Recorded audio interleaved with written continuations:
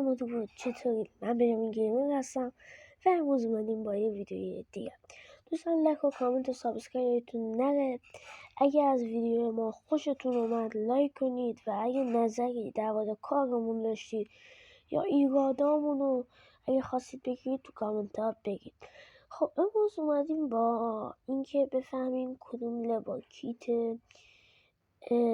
تیما مثلا کدومشون بهتر از 2022 تا 2021 از 2024 تا 2021. خب بدون هیچ معطلی let's go. خب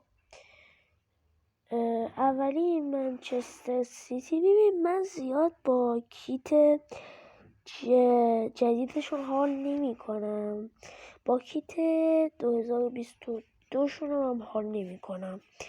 پس کیت 2023 برنده میشه و من انتخاب من دقیقا کیت 2023 هست. بیم واسه تیم بعد که تیم منچستر یونایتد.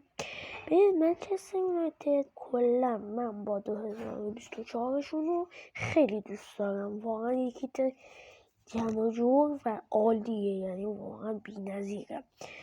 و من ببین کیت 2023 شون رو من دوست دارم ولی چطوری بهتون بگم، این دیگه 2024 بهتره.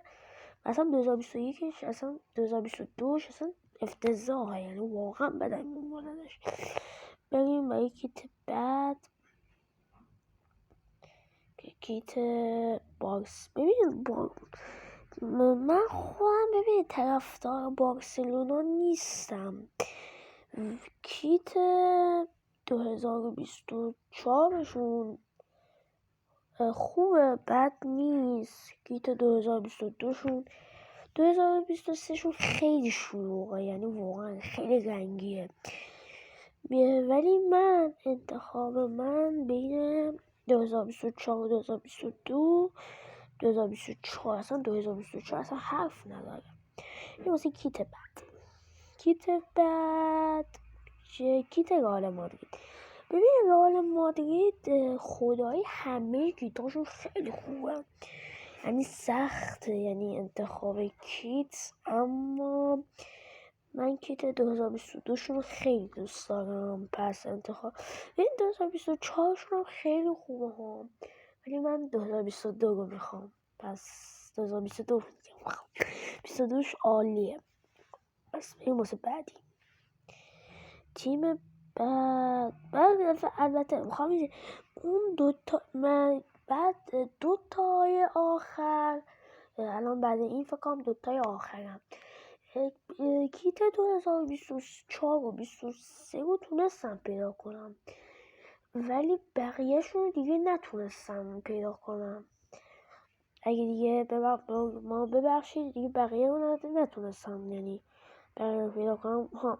انس کیت ببین انس احساس میکنم فرق زیادی نکرده، تنها فرقی که کرده آرمش نایک شده، یه خطای آبی داره و یعنی اسپانسرشون رو عوض شده.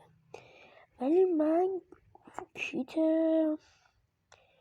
24 عالیه 2024. خب 2024 بعدی اینتر میامی. ببین اینتر میامی یه ذره سخت میشه، یعنی اون دیگه تو سلیقه رنگ. اینتر میامی اصلا 2024 شون که صورتیه، 2023 شون هم که یعنی سیاهه.